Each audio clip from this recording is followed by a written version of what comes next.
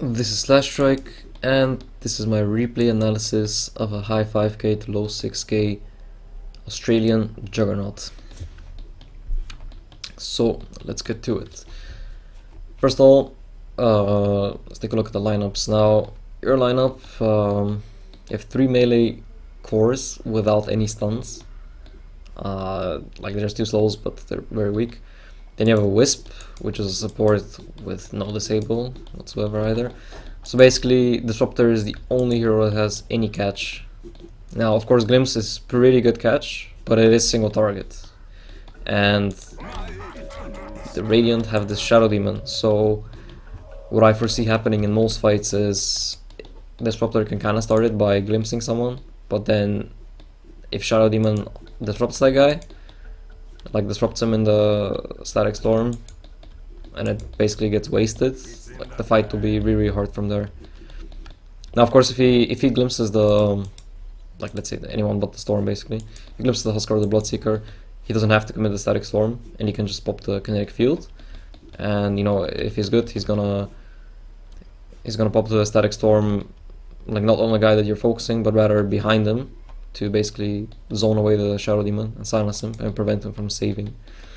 Still though, it's pretty hard to pull off, and just by the fact that you have so little disable, and these guys have Storm Spirits, means the game is already going to be pretty rough. Of course, you're going to pick up Bashers on Ursa and Jugger, which should help offset that fact. It's a bit chance based, but not really on Ursa. Ursa, like, yeah, it pops overpower, blink on someone, get like 3 hits in before they can even react. So it's pretty much a reliable stun when it's on Ursa. They also have the bounty, which will make things even more difficult because the track is gonna give their entire team extra movement speed. So however little these slows are helping you catch people, it's basically gonna be negated by the track. So yeah, seeing them as being a bit rough. On the bright side, they have a Huskar, and like triple melee physical DPS cores are quite strong against Huskar. Ursa is straight up pretty much a counter to him. So that bit is in your favor. Anyway, let's get to the landing stage. So I did already like watch the replay a bit, so to take a few points. And basically the main theme of this landing stage and why it went bad is that you play too passively. Like we see the first wave, Storm got 4 last hits and you got 1, and he got some hits in on you. And here still, like at this point he has a double range creep going, and you only have 2 melee creeps left while he has 3. So he already has a creep advantage, which means it's difficult for you to really trade anything. Now, of course, you don't really want to tank any remnants, and you're a melee hero, so the moment you run up to him to hit him, he's gonna drop some remnants and he's gonna win the trade. But remnant has obviously an activation delay, so what you can do is like fake that you're gonna harass him, just run at him, he drops the remnant, you immediately back off, and he wastes his mana. And it's not like he has that much mana, he has mana for 4 remnants, and then he's pretty much out. Now here you do the lucky bait and then you pop spin, which is fine, but it's a bit inefficient. Like if you're gonna use level 1 spin, you want to use it immediately, like at the first wave even. Here, like you're 1 creep away from level 3, and get your level 2 spin, and then you use the level 1, which is, it's a big difference in mana, because not only does the mana cost go down by 10, but you also get a bigger mana pool, so yeah.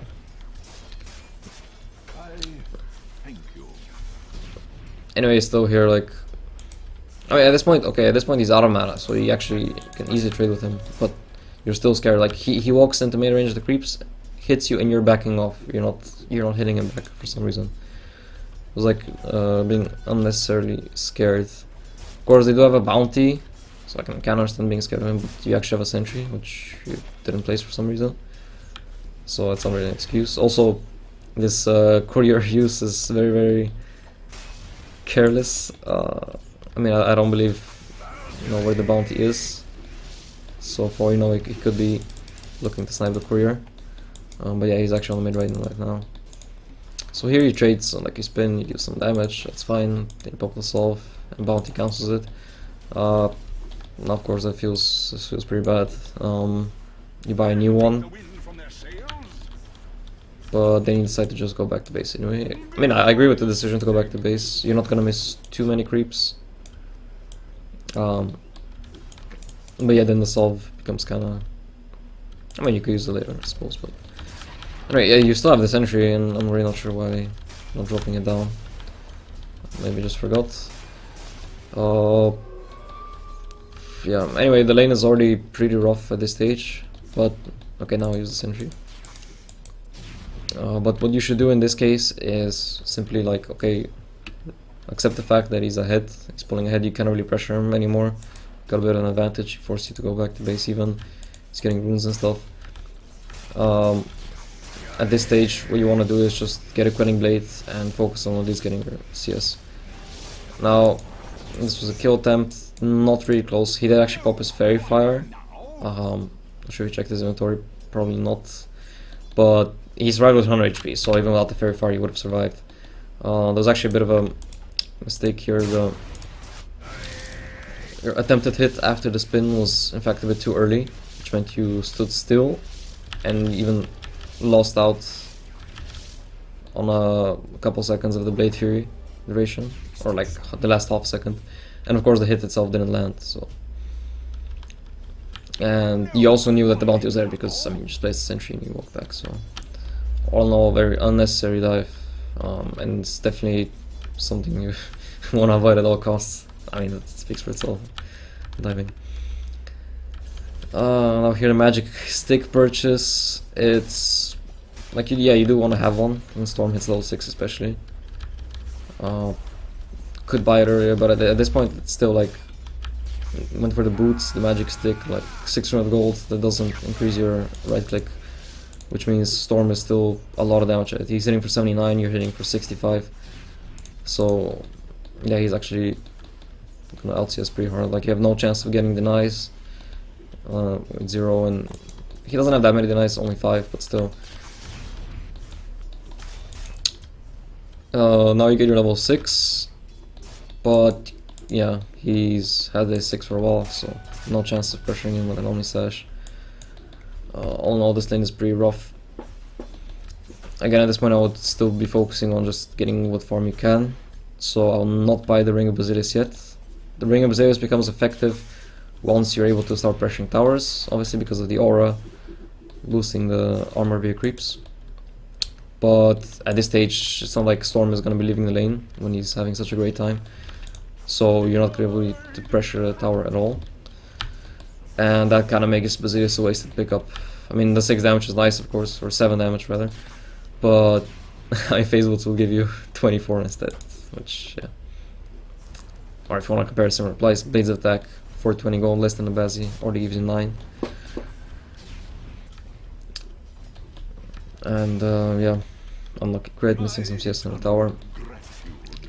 All in all, fairly bad laning stage. Now, as a jugger, it's not the end of the world if your lane is not amazing, because like you come back anyway. You can find farm.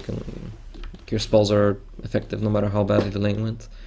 Bigger issue is that Storm, as mentioned earlier from the picks, it's a very good Storm game, and giving him a good lane is just allowing him to snowball even earlier and making the game harder for a team. Now this raindrop pickup I really disagree with. On most heroes, yeah, but like, first of all, the man aspect is completely overkill because you have a full stick and a Bazzi.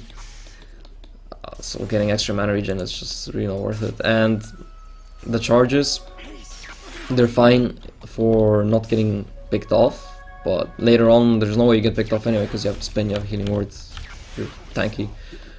And for the laning stage, it's like, in terms of harassment, doesn't really help that much either. I mean, that's why you have a stick in the first place, that's why you have a healing ward, and it just feels like 225 wasted gold.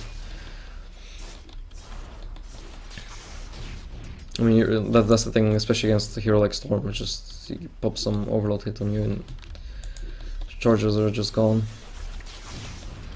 And yeah, 9 minutes, no phase boots. Like that's why phase boots should really be your priority, because especially Like phase boosts are good if you're winning the lane because they allow you to be more aggressive, and they're also good when you're losing the lane because they allow you to just make sure you actually get the CS, and even if you can't pressure the enemy, you can get reliably, get the last hits, get your gold up,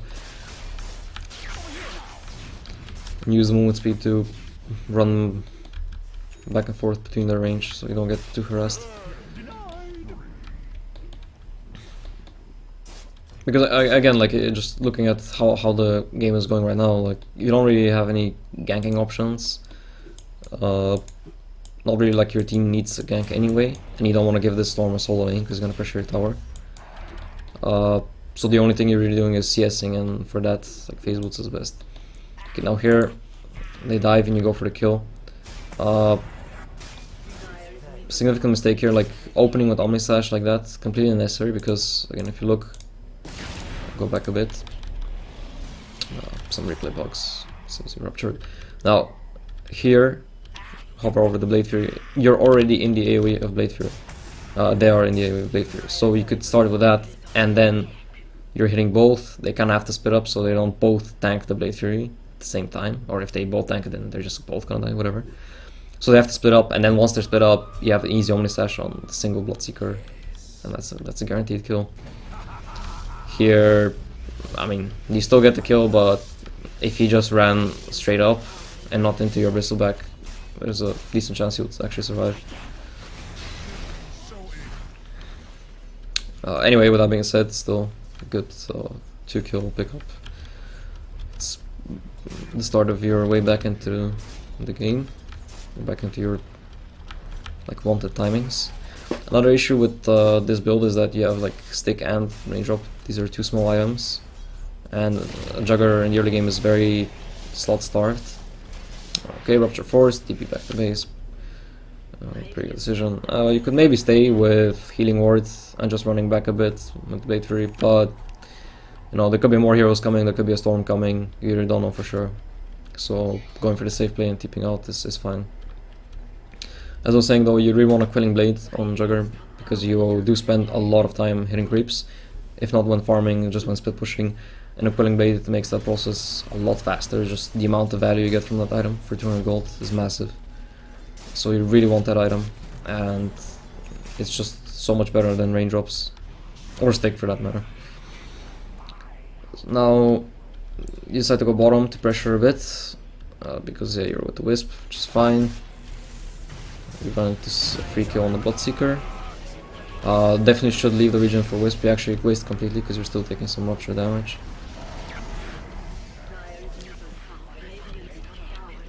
So ping to go for, I'm not sure if that's your ping or whose ping it is, but you want to go for the bottom tower. Wisp dies, but you get a mega kill on the Huskar, which is great. That's 700 gold, that's a fuck ton of gold, and it puts you right back into a good spot again. You notice that Disruptor is mid, so like someone is taking the XP there, so it's fine that you're not there. Also keeping the tower alive, hopefully. Wisp gets ruptured. He relocates out and you just spin TP, which is okay, but could pop the healing ward right away, and I think if you both just run back, there's no way either of you dies, because Rupture doesn't do that much damage level 1, and healing ward just keeps you alive. On the other hand, Huskar gets baited and dies yet again. This is extremely good. Huskar is a hero that relies on snowballing, and killing him twice like that really hurts him. But the downside is you lose your mid tower, as well as the Disruptor. I mean, Disruptor dying is not a big deal, but losing the mid tower again, Storm, getting pretty far ahead. Essentially, you traded the mid tower for Roche, because your Ursa, instead of defending the mid tower, went for Roche, which is an okay trade. I mean, mid tower is extremely important at tier 1, but getting a secure Roche, which is nice for Ursa, and more importantly denying in from Huskar and Storm, is quite okay. Ursa even picks up a kill on the Storm, which is just, yeah, definitely what you want. Like, Storm again is the main hero you want to shut down. Free Omni Sash on the SD. Nice kill. Ping the tower, which is the right thought. But unfortunately, heroes die and you are forced to get out. Now you're full HP and about like half mana, but you had 10 stick charges and an Aquila.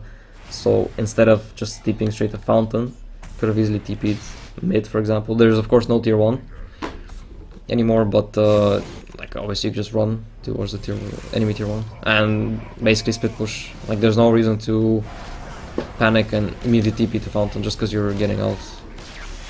When you're full HP, you can might just as well go to a different lane. In fact, you could even TP to the tier 1 bottom if you want to stay bottom to fight. But it's just a waste of time to TP back to Fountain when you have no... if you're full HP still, you don't need to heal. Now, yeah, 2 of your team died, Bristle and you against 3. It was the right decision to back off. But here, the issue is, you got to farm neutrals. And I mentioned this before, when there are 3 lanes to push, you should never be farming neutrals. It's just really bad. You even go for Ancients here. I mean, that's such a big time coming in. You spend like, what, 30 seconds farming these 2 camps, and you get like okay amount of gold, about 300. But in the meantime, you could have just farmed this. There was like a double wave mid, which would be the same amount of gold, if not more, and you would actually be pressuring the mid tower. I mean, again, this is a big issue. Like, this mid tower is 4 HP. Anyway, so we go back to bottom.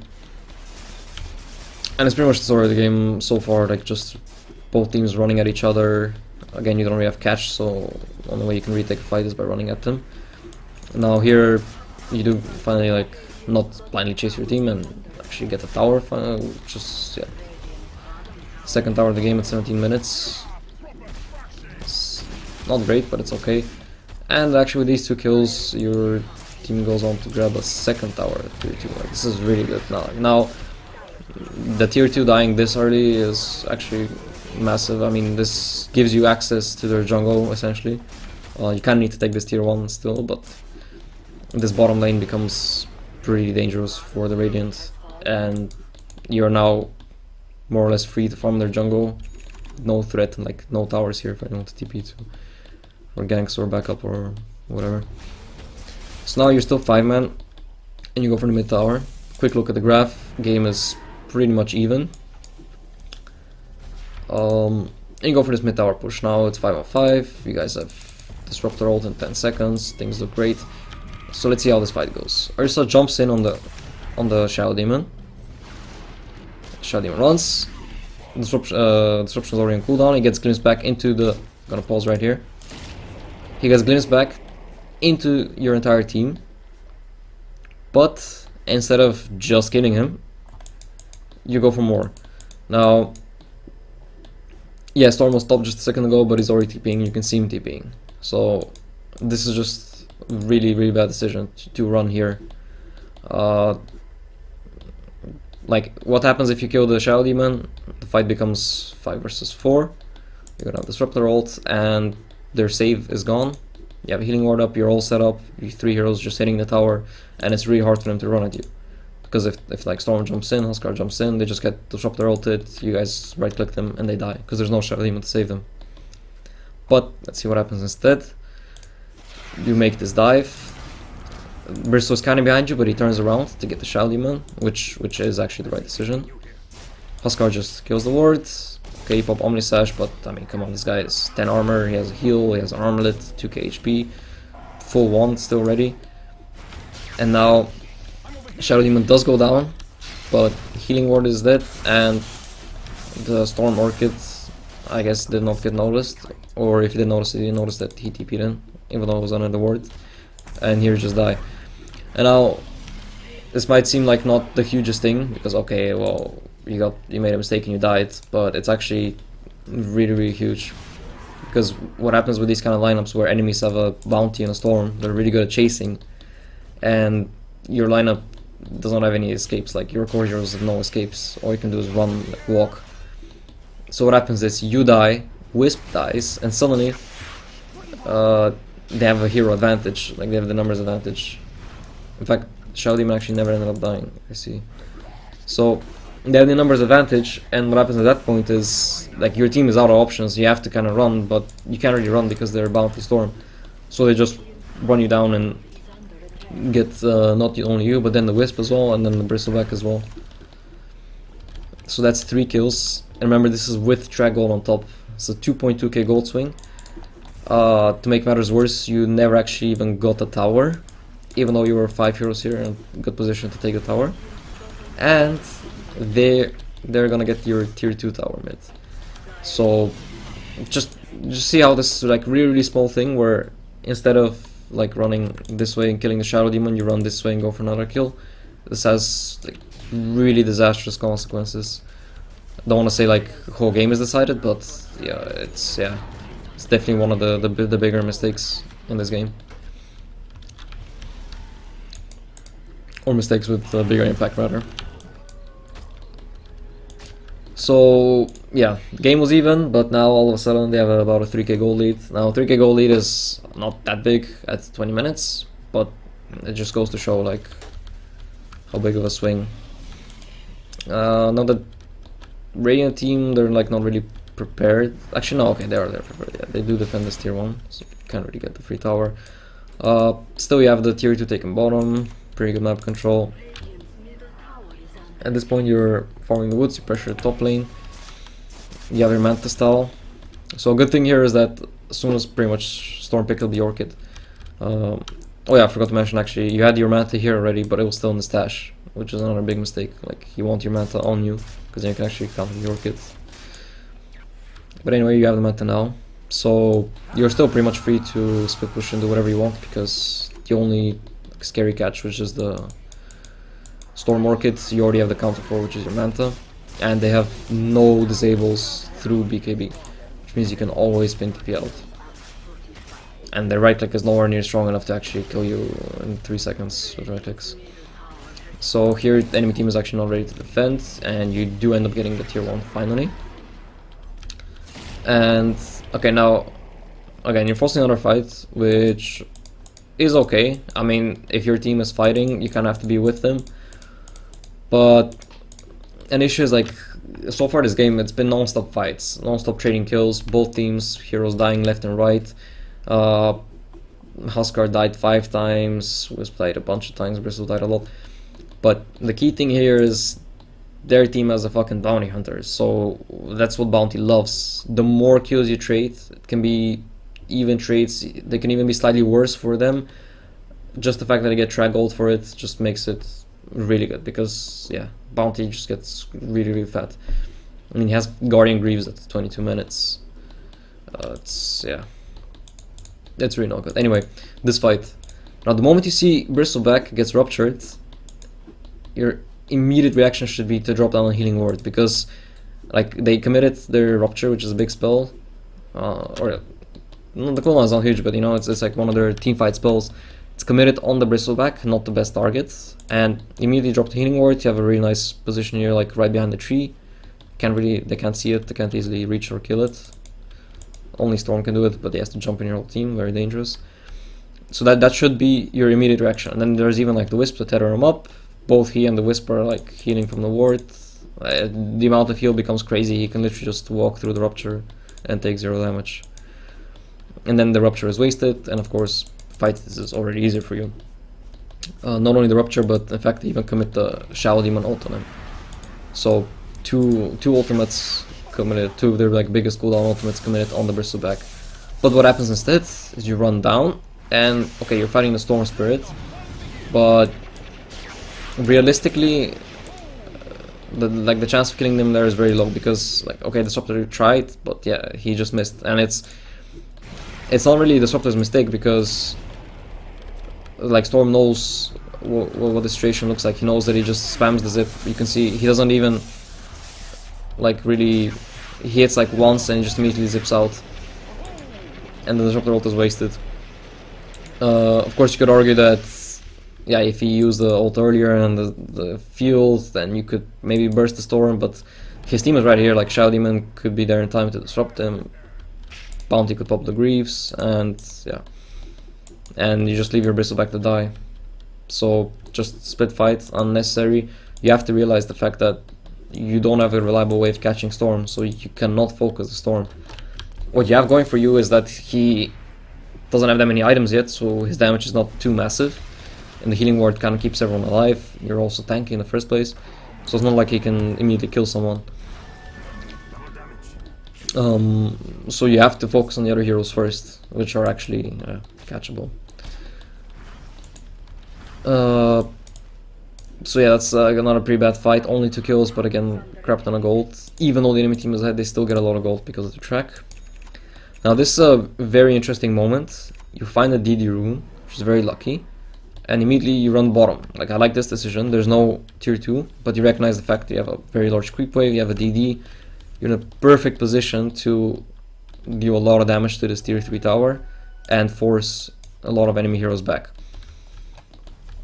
So the idea is good, but execution is quite lacking. Now first mistake, instantly pop Mantis style, which makes you vulnerable to the storm. Like, if storm zips in now, you don't have your Manta ready, and if your Orchid's the real you, you're pretty much dead. One way to offset this is by just like not showing who the real hero is. You can like micro one illusion to try and make him think that's the real one. You can micro all 3 at the same time and make him guess, which he won't really. It's very unlikely to guess, because like, yeah, 33% chance of being right, and by the time he realizes if he got the real one or not, like, the duration is almost gone and you're likely to escape. So that's one thing you could do. So, but instead you run back with the real hero. So second mistake. Actually, hang on, you have a DD. Okay, so the DD already gives away which is the real, so you can't even do the bait. So here you run back a bit. It's fine to run back, but not that far. Like, the vision of the creeps is pretty much here, so you wanna like stay at the edge of the vision, see if there's reaction or not. Still, he saw the storm on the door, he wasn't TPing yet, okay. He might be TPing. Now you see this first TP, Shadow Demon. A Shadow Demon should not be able to completely defend your push on his own. Of course, you don't know if storm is coming on it or not. So you make the right decision, you just hang back a bit here. And wait till you see something on the minimap. And okay, you see that Bloodseeker is still not defending. Now, yeah, Ward Miss Micro, it immediately dies. You commit to the push anyway. And immediately go for the TP out. Now, as soon as you TP out, Storm zips in. You could say it's a bit of an unfortunate timing. But the bottom line is, like, a Shadow Demon solo defended against you. Now, of course, it's a pretty big mistake from your team to just take this fight so badly and give up 4 kills, which, by the way, is gigantic gold swing once again because of the track. 3k gold swing. But you still had a really good opening here to even straight up get racks. I mean, again, a solo Shadow Demon should not be able to defend against you. The only significant damage is from the disruption illusions that you have, but they don't last that long. And certainly no reason to like force you to TP out.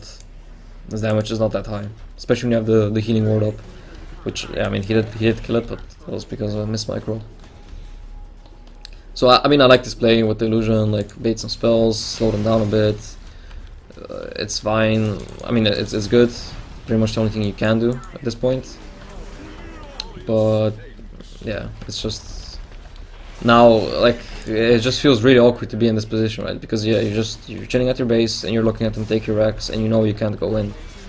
And yeah, it's a rough situation. You would really much rather be here, hitting this, stalling, and at least getting some kind of trade, maybe forcing a TP.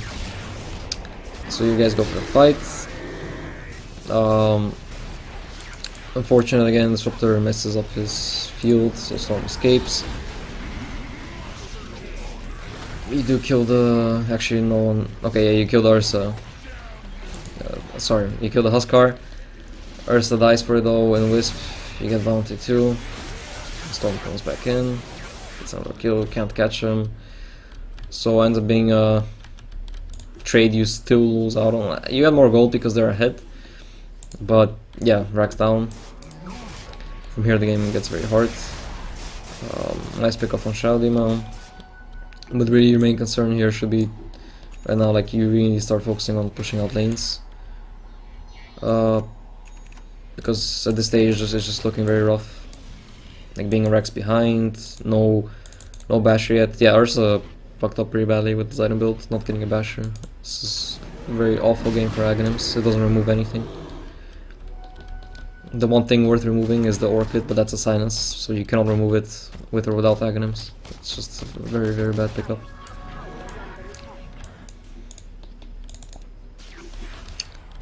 Now here, I guess at this point, could be probably frustration. I believe this is... No, okay, it was a bit later. They picked up from it. Anyway, here's another fight. So Storm jumps in, already half HP, okay, pop the healing ward. And Huskar kinda just YOLOs into you with Shadow Demon being nowhere near him. Wisp kinda too deep, gets instantly killed, but you guys get the Huskar, which is pretty good. Storm already low on mana. He can't really get any more kills because you're just hitting him. And now Huskar buys back. It's pretty smart because he recognizes, yeah, Omni Slash is on cooldown, Static Storm on cooldown. If he just buys back, you probably get a free Roche. Ursa was actually fine here, but he cannot jukes himself or something and he dies to illusions. So, you notice this Huskar buyback. You realize Ursa, Wisp are dead, Bristle's super low, so there's nothing. This moment is now very, very crucial. You have to think about what are your options here. Now, yeah, it's true that you're low HP, low mana, and healing ward is on cooldown. So the usual decision would be to just go and heal up. But considering the situation you're in, going for like those standard safe-ish plays is not really how you win games from behind. That's why at this moment you have to go to a lane and push it. You know they're killing Roche. Like sure, Storm can jump you, but he just spent all his mana, so you have like 20 seconds of time before Storm even has mana to jump you. Even when he does, you still have your Manta, your Spin TP, so you're gonna be fine. And your healing ward will be up by then, so you're not even gonna be low HP anymore. But instead, you actually just run back to base to heal. So what happens is this support Shadow Demon is able to just push out this mid lane. And bottom was already pushing a little bit, but there's no like real pressure being applied. Same for top, even top is pushing, and like you just look at the position of these lanes, it's like nothing's pushed out, and you just spend like 30 seconds walking to base, not doing anything, not pushing any lanes. At the very least, you could have popped Manta and sent Manta Illusions mid or something. But yeah, now the enemy team just pushes out bottom.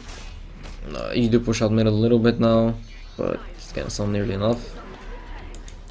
You guys gotta pick off on the Bloodseeker, which is nice.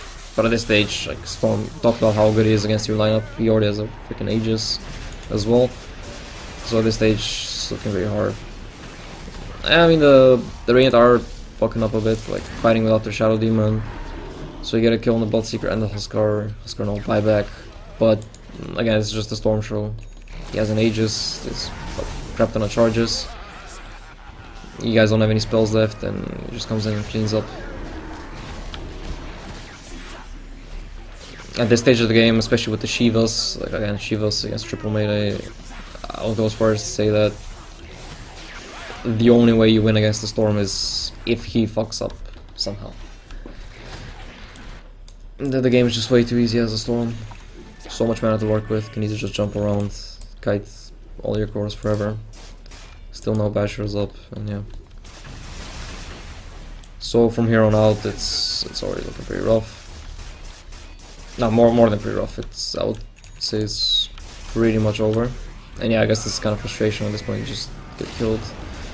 Oh yeah, good thing to point out here. I think you were pretty much dead, no matter what you did. But still, what you did was like not very thought out of. It's kind of like just the panic, you know, oh shit, they're going on me, better pop spin. But if you think about, first of all, you can't pop healing ward while you're spinning. So first reaction should be to pop healing ward. Then you can spin, and then also you still had a Manta ready. And by the way, you had plenty of time because the Blood Rite was so late. It only triggered like after 2 seconds of spinning, so you definitely had time to cast the ward. But yeah, the right click is very high because of the days later already in support bounty. so pretty much no way you survive there. The only way you could maybe survive is if you Omni Slash and then you TP while Omni Slashing, but yeah, then your Omni Slash is on cooldown, so even though you survive, you don't have Omni Slash, that's hardly worth it. So yeah, pretty much dead for sure at that point, but still important to keep in mind, like, not to just always immediately press spin just because someone is going on you, and like to actually think about what spells they have, if you're actually going to be dodging anything with spin, whether you have time to cast the healing word or not. Another thing is, I'm not sure why you kept the healing word at level 3. No reason not to max it. It's really, really good this game, especially with the Wisp, as mentioned earlier. So yeah, to summarize main points of this game, for the laning stage, could play a bit more aggressive. Could also take Blade Dance level 1, which allows you to just run at the hero at level 1 and trade some hits. Again, the remnants would be an issue, but the main way you should play that lane is to, you still have to run at him and just be ready to dodge those remnants and wear out his mana. And the moment he has no mana, it becomes a lot easier. Second point is to actually buy the damage items quicker. So the phase boots, just rush them. Also Quelling Blade, you could get the Quelling Blade like immediately, before boots even, brown boots. Just like you start with Perma Shield, when you ferry the Solve, you can even just wait a little bit, get 1 or 2 waves of CS. So you ferry out the Quelling Blade with the Solve, and then get those phase boots and just make sure you get as much CS as you can from the lane. But instead, like, the Storm like bullied you a lot, and not only did he get ahead, but he hurt your CS in the early game. And after that, the biggest 2 mistakes were just this dive here, which led to like a series of events, which was like a 3-4k gold swing, you dying, not killing the Shadow Demon, then Wisp dying, then Bristol dying, not killing the tower, and losing your tier 2 tower mid. All just because of this small move. And the second one was not so much, it is a mistake, a bit more excusable because not like something you caused directly, more like you had an unusual opening by having that DD and the enemy team being kind of out of position, and there not being no tier 2, like just really, really good spot to actually get the racks, or at least force a lot of TPs, force them to panic. But just like some misestimation of how much damage Shadow Demon deals, also popping the Manta immediately, making you vulnerable to the Storm Jump instead of saving it.